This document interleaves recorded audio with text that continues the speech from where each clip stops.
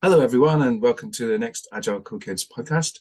I'm Don Ewart, and with me today are my other three cool kids. Francesca is an Agile coach living in Germany, in South Germany. Hello, Francesca, how are you? Hi, Don. How are you? I'm very well, thank you. And Blaj is Blaj, what are you again? You're a discovery license practitioner. Yes, Insights Discovery License Practitioner and a freelancer from Slovenia. We need to talk about that one day. But how are you today? I'm doing quite well. Yesterday was a lovely day. And how are you doing, Don?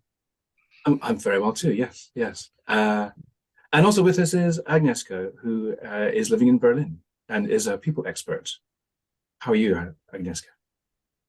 Thank you, Don, for asking. I am doing pretty well. I'm happy to see you.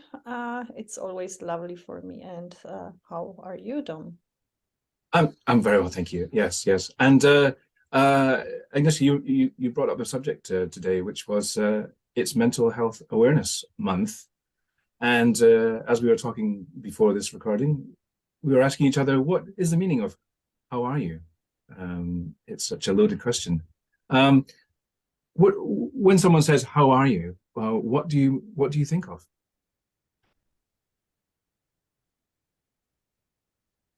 Everyone would like to start, no? So I was afraid when I start, nobody get their space anymore. But it's the topic I am very passionate about and really with whole heart into it, being from my educational background psychologist. So from that angle, it's important for me. And the question is way deeper than just a simple greeting. And I spent many years living and working in different countries, of which almost 10 in China. I work globally with a lot of different culture, and that was the first moment when I started asking myself what's actually the meaning and realizing that different culture answer this question differently. How is your experience with receiving and asking these questions? Well, that's right. Yeah, we were, in English, when you say "How are you," it's meant as a greeting. It's not really meant to be asking how you feel or how's your health today. So that's the original greeting in English is "How are you?" To which the answer is also "How are you?" However, in recent years, I think that has changed, and now people feel kind of obligated or expected to actually answer "How are you?"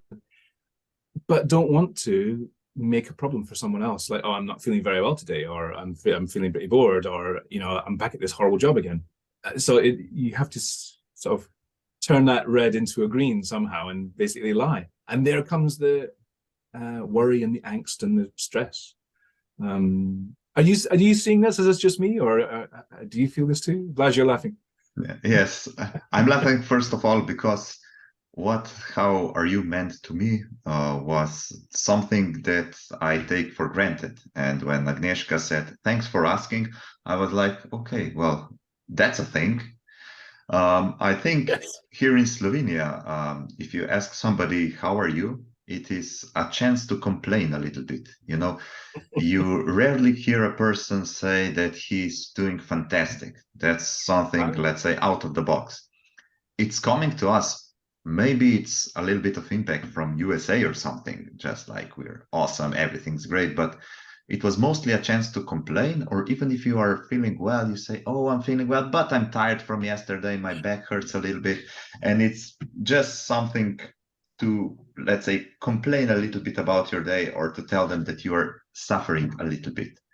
But most of all, what I expect, and that is wrong most of the times, is when I ask how are you to somebody, it's like a greeting, and you just expect him or her to say okay, in a quite robotic voice, and you keep walking.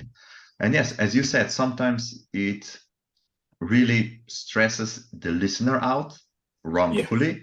Just because if somebody really starts telling you how they are, you are overwhelmed with emotion, overwhelmed with response.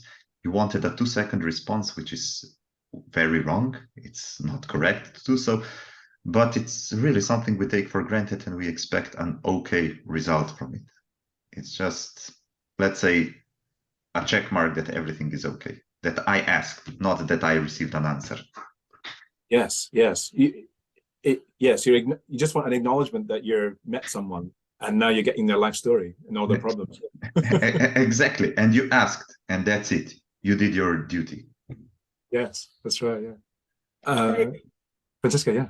Sorry, I was just saying that is so true. I realized that most of the times when I talk to people in a business context, at least, that this question, whether it's really asked as how are you or how are you doing, or I don't know, any variation depending on the language, maybe a simple WhatsApp, that could be another type of question, depending on the language and not necessarily English. It's more about pleasantries. Let's get it done quickly, 2-3 seconds. Okay, let's get down to business now, because we are here. We don't want to waste each other's time, and we are here because of another reason, and we both know which reason. So yeah, this is done. Okay, so I'm here because I need to talk to you about this and that. So yeah, this is happening to me mostly in, as I said, in a business context. However, I have my how to say, my different way of dealing with this kind of things, especially if I know the people that I'm talking to and I know them a bit better. I don't want to stop at that. So that's my thing, at least. So are you saying that with some people, if they ask you how you are, how are you, you just say, I'm fine, thanks. And other people, when they say, how are you, you say, well, I have, my day is tricky today and I'm having a bit of a problem and, I'd really like another coffee. There's something like that. And you can have a little discussion like that. Absolutely. I guess it's part of, our professional skill of reading the room or reading what's going on, and I guess that I realize immediately if somebody's there and he really is concerned about how I am, or I don't know, you look tired, and maybe they want to spend a couple of minutes talking about that, or it's really like pleasantries and let's get down to business. So depending on the situation, sometimes it makes sense to spend a couple more minutes, and sometimes it really doesn't, which is a pity anyway. Yes, well, yes.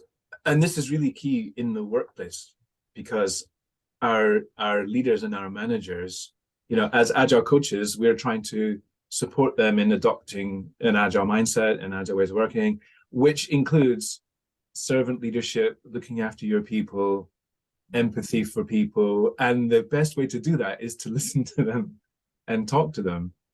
So when they ask, how are you? Now they might be asking, it's okay to tell me, it's okay to ask me, it's okay to listen. I want to hear how actually you are. But that might open up a bit of a minefield for everyone involved. Agnieszka, what do you think of what's going on here with psychology? I was getting, I felt like tense and irritated.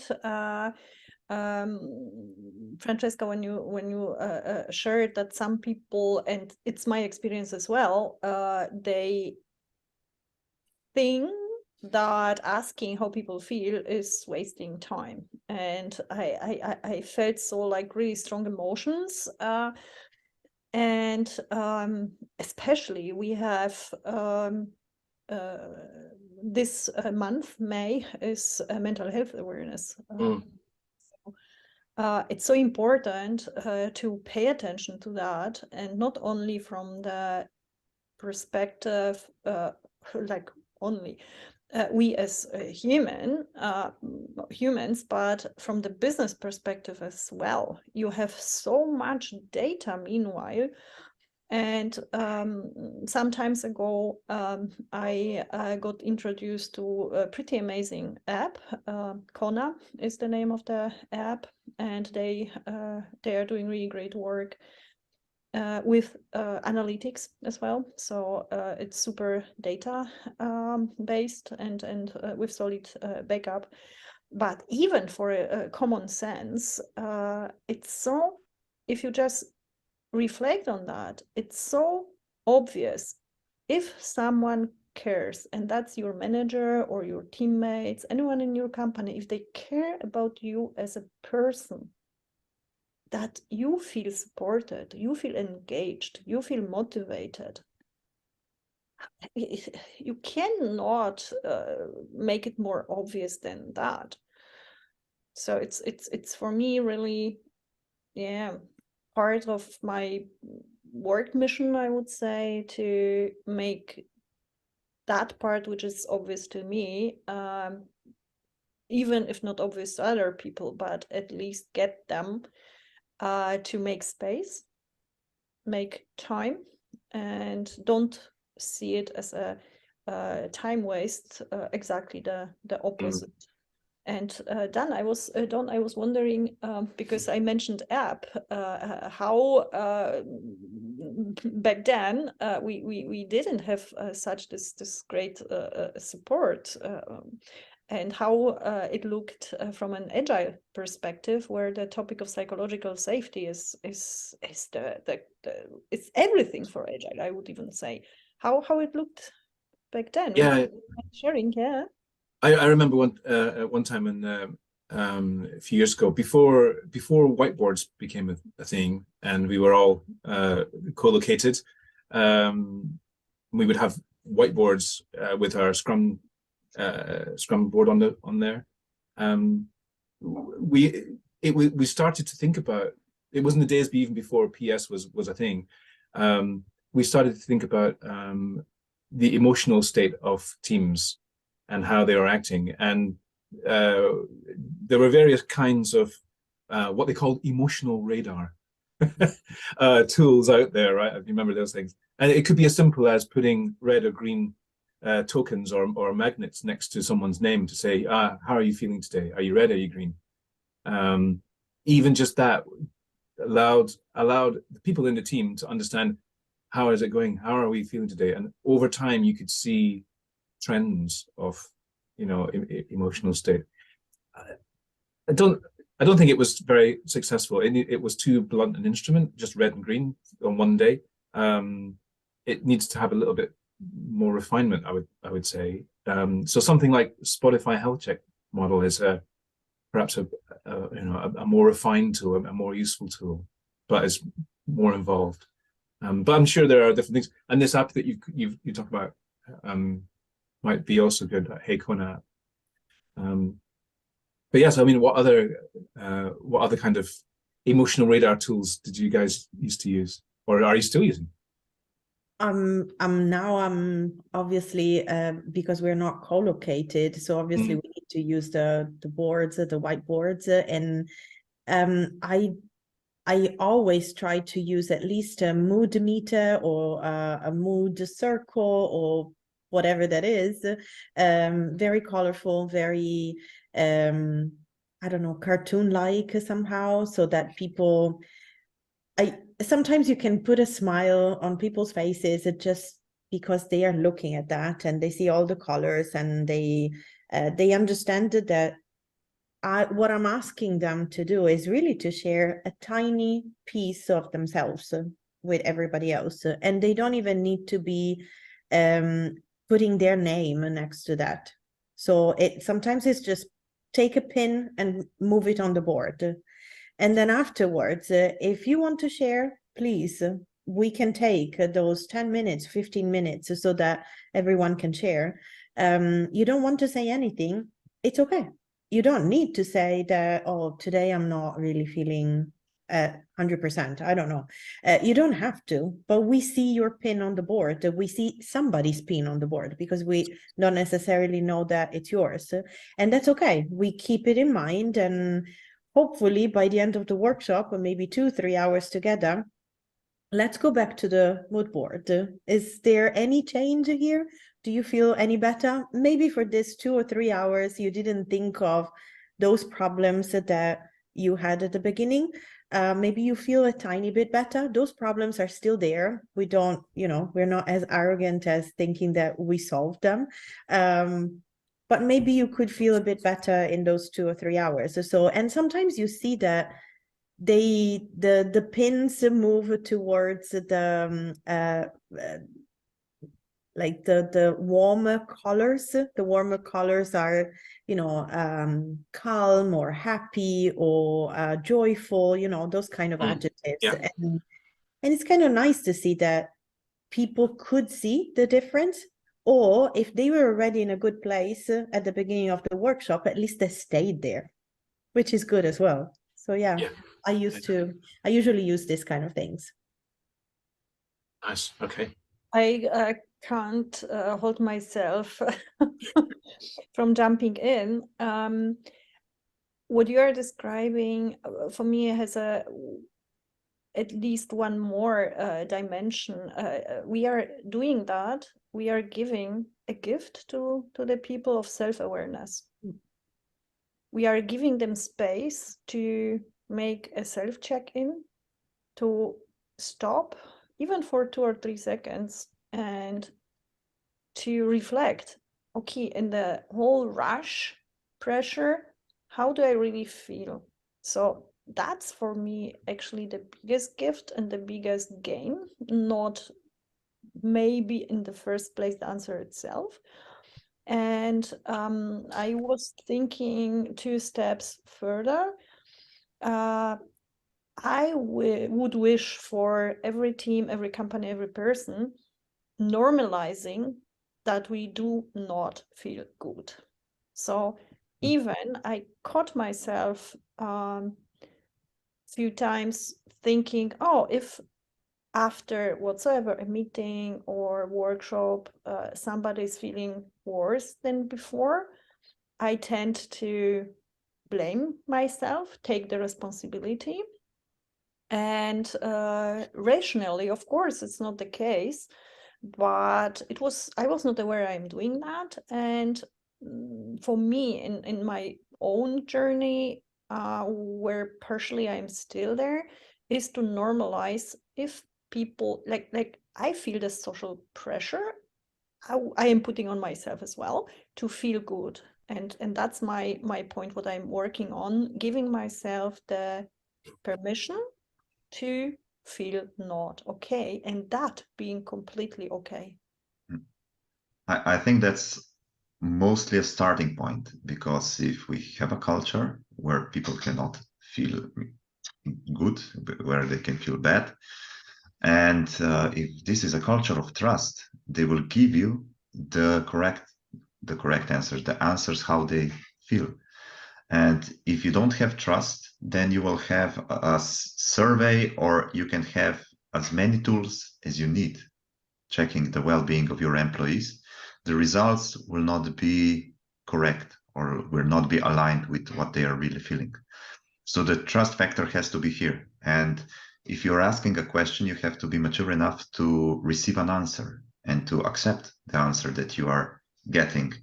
And getting an answer, sometimes it's only listening to a person telling you how they feel, not just judging them and giving them solutions, but just being there for them. And the most important thing with all these tools is what you do with the results that you get.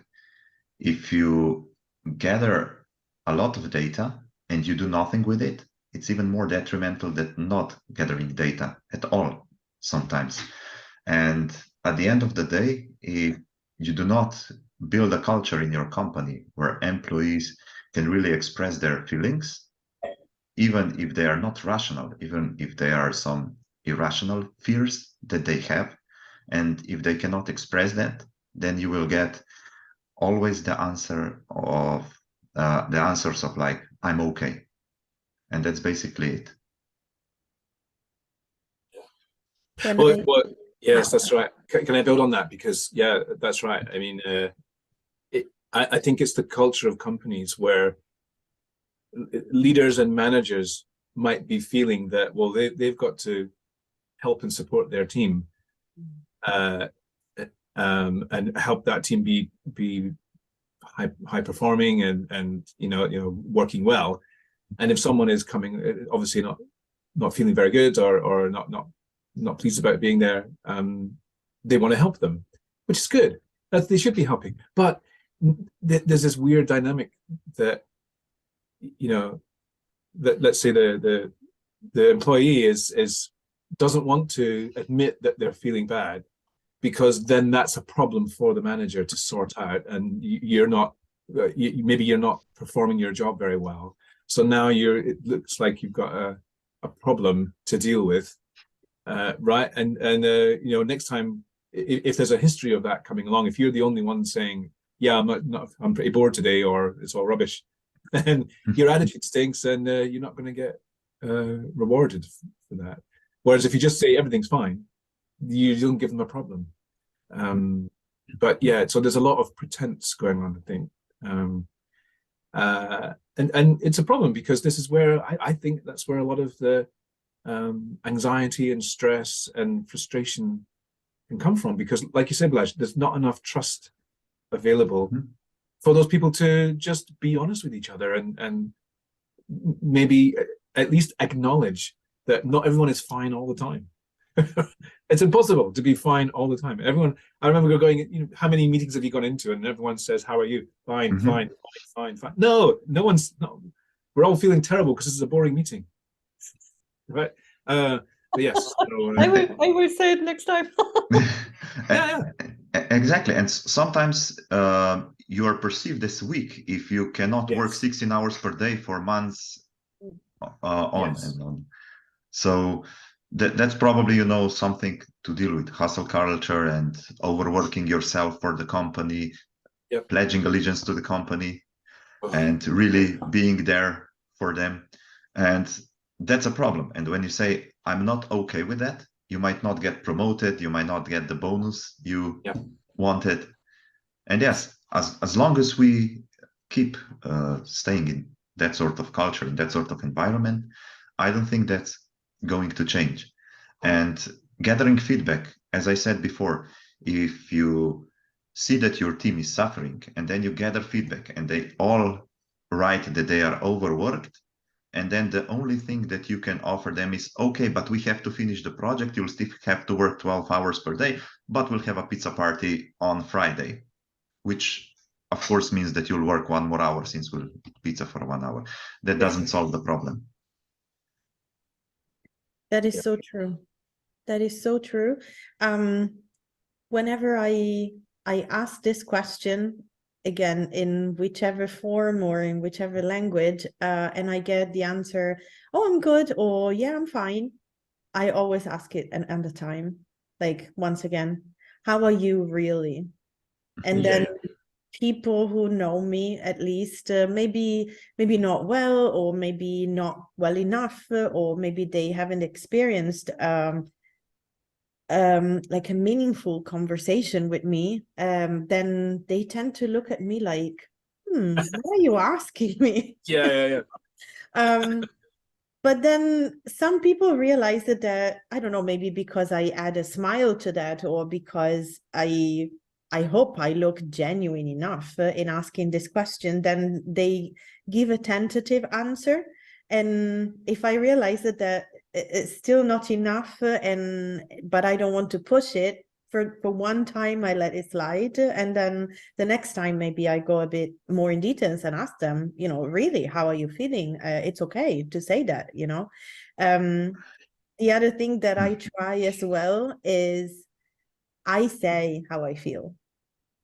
Like, it's when you want other people to do something, well, if you're not the first to do that, how can you expect the other people to do that, right? So when I am asked how I am, I'm gonna say that. Like the other day I said, well, no, I'm not okay with this, and I'm very, very mad that this is happening. And then people were looking at me like, oh my gosh, what's going on here? Well, you want to know? I'm available. I'm here and I can talk about it. If it's not the right time, that's okay as well. But yeah, be aware that I'm not okay with this. That's right. You're being an agile leader, Mm. and you're showing your vulnerability so that other people can show their vulnerability. That's exactly, and that's the sort of the one of the, I guess, one of the key actions that we do as coaches, as we're guiding people on a new kind of behavior, which is actually taking time to say how you feel. And and what I'm thinking is that, you know, this is what we are wishing our leaders and managers and guiding them to do: be more empathetic, listen at level to, you know, support your people. How do we see that happening, and how do we get them to, how are those people taking that on board? I'm thinking about the leaders themselves. How are they seeing that? Do you have experience of leaders who are trying to do that with their teams? Well, Francesca, you would like to go? No, you start, so just go. I was reflecting on few layers, and my brain developed with a little bit provocation performance barometer, like 3 stages of trust as really a performance barometer. The first stage of trust is answering how do you feel. You fake feeling okay. That's the first stage. The second stage, if you feel okay, you say you feel okay, and that's okay. But the deepest level of trust, where the highest performance on an individual, team, and company level is, the deepest layer is it's okay to feel not okay, and to say it and make space and room for that. And for people, they would be listeners more interested, this role modeling, or this modeling, which is so important. We had, I think in our previous episode, we talked about feedback, where a very important part is solicitation of feedback. So you start with asking, and exactly this is the same. You start with yourself, and listeners, they would like to dig even deeper than our episode on feedback, is scientist Bandura, who whose model is or theory is social cognitive theory, and he worked on exactly learning models, how adults learn. Bandura, I can write it down in the name for someone who would like to check more. And now, Don, getting a little bit back to your, your question. I think it's, yeah, I met different leaders, but I would phrase it in a similar way, like you said. It's our, or I see it as part of our role, my own, and a role of Agilists and people in that sense, people. That we go first, and we are the role models, and we, in that sense, teach in the way how adults learn, by showing, by solicitation, feedback, by sharing in a safe space first our vulnerability, being willing to, yeah, a little bit to be ourselves as a guinea pig, to let them learn on ourselves and our own safety. Yeah. My thought is just, where are the boundaries? Because some people tend to keep work life just for work. Business is business and life is life.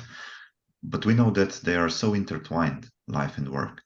We bring our work to our home if we are stressed, but we also bring our home life to our work.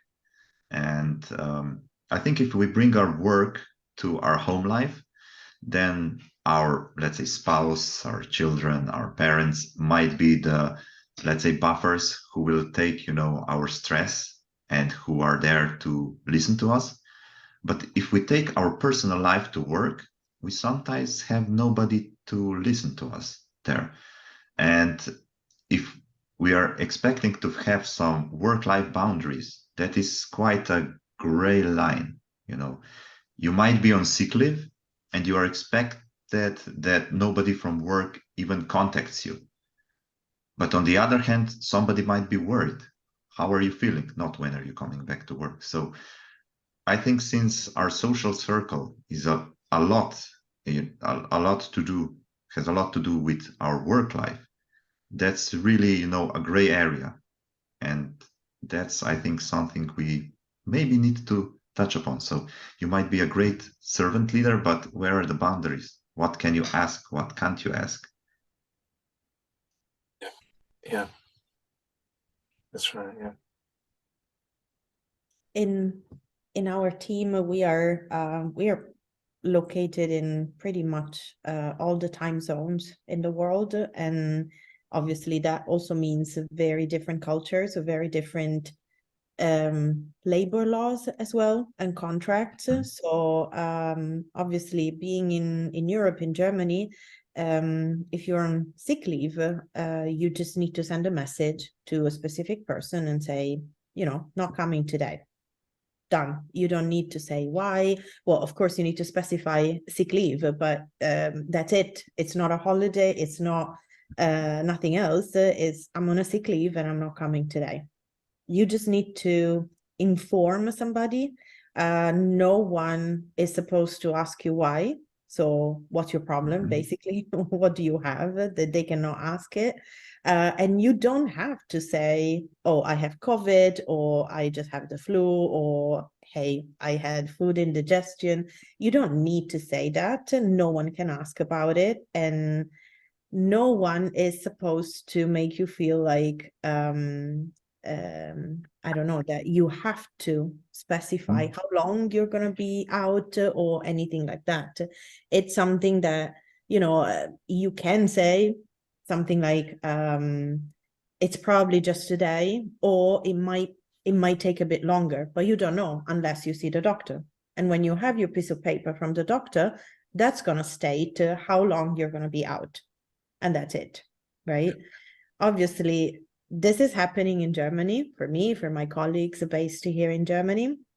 But it might not happen in other countries. Actually, I know for sure that it doesn't happen in other countries. And this was in the past the cause of some incomprehensions, let's put it this way, and yeah, misunderstandings.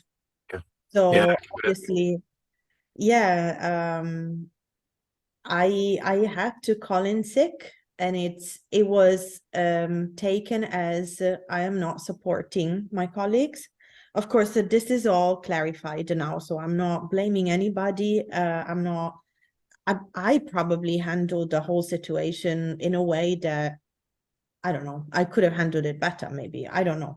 I was just nearly passing out. So at that point, I was not thinking. So obviously, I just called in sick, and that was it for me. I closed the computer and I passed out on the couch. yeah. But the point that I'm trying to make here is that depending on the different cultures, again, different cultures, different languages, also the timing, because here we're talking about time zones as well.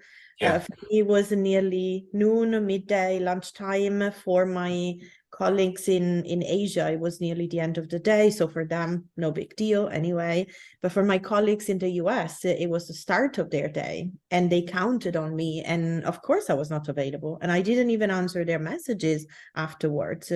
And for them, it was unacceptable that I previously agreed to be there and then I wasn't. So it was a big Even mess. though you were sick. Yeah. Well, they received the message, but that was not enough for them. I mean, you cannot just walk out of a commitment like that, you know? And Right. I was not conscious by the time they answered my message and they expected to be there. Yeah. This was a big misunderstanding, and obviously these kind of things should be clarified before. And again, what we were talking about in many of our conversations about alignment, about figuring out how we want to work together. that is very typical of an agile mindset. Even in our agile coaches team, this was missing. So Yes. nothing is Yes. perfect. No one is Yep. perfect. And clearly something that we might expect from our leaders, we first need to behave like that. And then we can probably ask our Coaches. leaders, Yes. you know, That's that right. Yeah. this was just a point that I wanted to say. Yeah. Thank you. Yeah. Yeah. Yeah. Agnieszka, you. Yeah. Yeah, thank you for sharing, Francesca, and I am really glad to hear you solve it and make a learning out of that. Although the whole situation really sounded very serious to me. I would like to kind of acknowledge, based on your sharing, Francesca, that at least for me, I am not as grateful as many times as I would like to. That in Europe we have that type of labor law that we get paid for sick leaves. And we get paid for leaves. So we get so many days, like obligatory in Germany is 20. Many companies give more holidays than that, and those are paid. We have as a normal social norm paid time off. And what I mean with gratitude and would like to acknowledge that in the most countries in the world is that not the case at all. So yeah, working with different teams, different time zones, different culture, different labor law, different labor laws, it's good. And it was one of my learnings to have that perspective that people might be irritated that you didn't or you don't show in the meeting, because their situation, including the labor law situation, it's so different. Yeah. Yeah. If I can move on a little bit, I might have some. What I saw one time was, well, maybe the question here should be, how can we turn this into something positive, and how can we turn the culture a little bit so that it's not this, as soon as someone asks you how you are, suddenly there's this angst going on in your mind. You know, how should I respond? And I saw something that one time that reminded me of this. And this was actually, I was on a training course with Lisa Atkins. She came to London and did one of her IC Agile training courses, and she demonstrated this in the meeting. Every day we were there for about 3 days, I think. She and another lady were taking the course, and every morning they would start by having just 5 minutes, just asking each other how they are. And not just physically, but also mentally, even spiritually. You know, and they even ask questions like, "How is your energy today? What do you feel like you could do? How are you wanting to interact today? You know, things like that. What do you feel up to?" And it was really just for 5 minutes at the beginning, just very, very simple, and just a quiet conversation. And I think that reminded me of this in this conversation, that to change the culture of how are you, so that when people hear that question, they know how to respond. They know that it's a safe space, it's a trusting space. I don't want the whole life story, but I just want a little succinct thing about just what's the best way to interact with you, and what can we expect from you today? I'm feeling tired, so I've got some low energy, so I think I'll just have a quiet day. Right? So maybe that's enough. Or I'm really pumped. I had a great day yesterday. I'm looking for more energy today, and I'm thinking I'm going to achieve lots. Right? Okay. So you're going to put you on lead for something, then you're going to do some innovative thing, and that other guy who was quiet. Right? You can do some testing in the corner, or you can do some documentation or something. Right? What are you? And I think if we get to a place where leaders, managers, scrum masters, anybody who is asking, "How are you?" it's that kind of conversation that we're asking for. You know, that's what I would think. What do you guys? How can we turn this around? What do you think of that idea? And would that be possible? Do you think? Yes, I think we have to take into account every type of person. So some might prefer a click in the app, while others prefer really a long conversation. Yeah. With some, they are not even ready the whole day to be asked how they are, and maybe perhaps asking them, is this a good time for you, or something like that, just to ask them to invite you to the conversation. But I think the most important thing is that we start slowly and walk step by step towards that kind of culture where it is okay to not feel good. If we sprint towards it, then some people might not really trust the changes, might not even know why the changes are going on. But if we crawl and not walk, if we are too slow, then people will start forgetting about it and will think that we are not even moving. So I think taking steps in the right direction and really taking into account every type of person there is. And perhaps even asking them when they share with you, how are you, that you do not predict what they need, but you ask them what they need. Some people need a day off because they are stressed out, while some don't want to deal with the situation alone and want a little bit more of a workload. So asking them. That's a great idea. Yeah. Absolutely. And I think that turning this around on what you said, I think it in my case at least, I see that the best results that I get are when I show an example. So when I am answering that question, when I am taking 30 extra seconds, my goodness, what is that? 30 extra seconds to say, yeah, in general, I'm feeling good, but yeah, it's been a very, very tiring week. So I still have some energy. Luckily, my 4 coffees are helping. I just don't know how long they will help me today, because I might get tired in the early afternoon. I don't know yet, but so far so good. So let's go on. How are you? Yes. And I think that kind of conversation kind of lets everyone know what they can expect of you and how you wish to be treated today, and what you're going to be able to do. And also lets you acknowledge that, well, I am here to do something, and here's what I can do. Without dragging up all kinds of problems or issues or anything that you might not want to say and might not want to be heard either. Right? Agnieszka, how is this landing with you from your psychological background? Yeah, I am making some notes because it was so rich, this conversation for me, and it's remind me again and again how important it is to have our own learning curves, and that I consider myself very much an expert on that field, and yet I learned so much. So it's amazing. So I was making notes on the takeaways, and for me, those takeaways are not limited to those few, because if I start reading out loud my notes, that would be another episode. But just to keep it short, is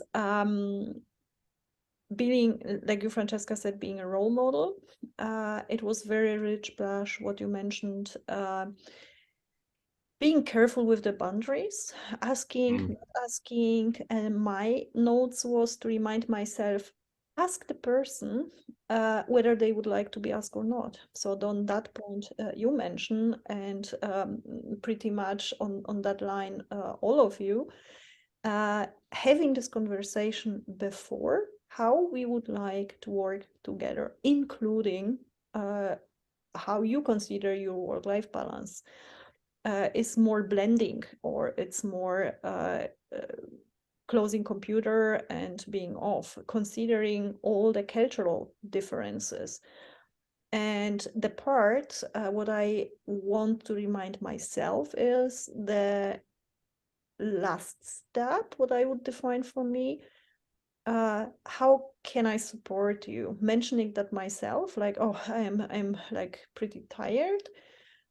So please take it into consideration that I don't know, don't take the next project on top for this week, or I need a longer deadline. So again, role modeling, but setting up how can you be supportive for me, and actively asking people if they share whatever, I am excited, full of energy or low of energy, how can I support you? And I was thinking, for some people, I know there is a lot of like, don't ask closed questions. For some people, closed question might be the right one. Like, is there something I can do for you? Yes, no. Picking them, choosing them consciously. For some, if you feel they might be inclined to share more, ask an open question, but do not push a closed question, because in some situation that might be the right one. And my personal touch on that topic is because it's authentic, me being a little bit playful where it's suitable. It means when I have a established relationship, I ask people in a very funny way as well, like, what's your coffee level at the moment? So don't be afraid, again, where it's suitable, to yeah, be a little bit a kid.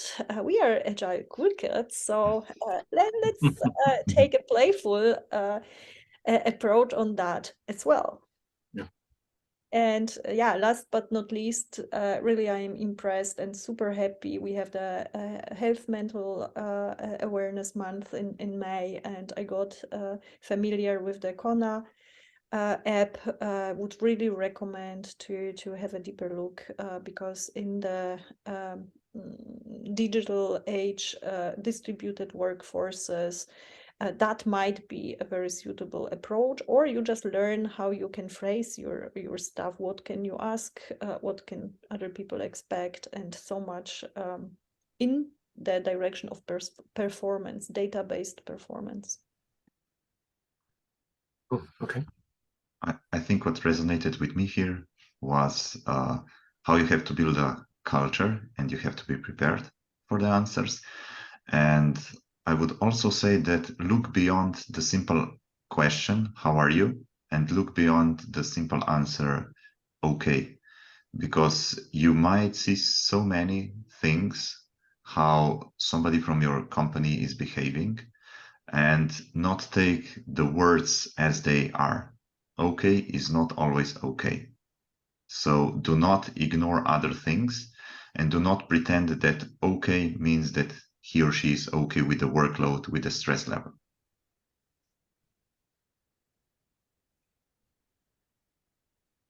And Francesca, what are your takeaways from today? I'm definitely going to check this app. So Agnieszka, thank you for bringing it up. And I think I was surprised by this topic, because initially I thought, yes, just how are you question. I know that, there's a lot more behind that, and I know that I'm already trying my best to make it happen, so that people open up a little bit if they want to, obviously only if they want to. I just didn't think that we could explore this topic for this long and still keeping the conversation interesting, because as Agnieszka said, I learned so much as well. So yeah, I take away a little bit of surprise and a lot more behind this question. Yes, I think we could have talked for another hour. There's so many things that are start in this conversation. Yeah, but great. Yeah, but we do have to finish. Yeah, my takeaways are great things. I think Blaž talked a lot of good things about boundaries and trust there. That's really important. And the other discussions about the psychology behind this is and really enlightening. Yeah. And your experiences, Francesca. So yeah, fantastic. We are running out of time now, so I'd just like to say thank you for you folks to join in this conversation today. So just sign off by saying thanks, Agnieszka. Thank you. And dear listeners, if you would like to know something more or have feedbacks for us, and or would like to go dive deeper or get some links to names or concepts we mentioned, really please feel encouraged to reach out and feel safe to do so. Thank you so much for listening.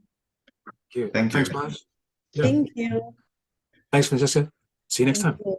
See you next time. Bye. Thank you. Bye.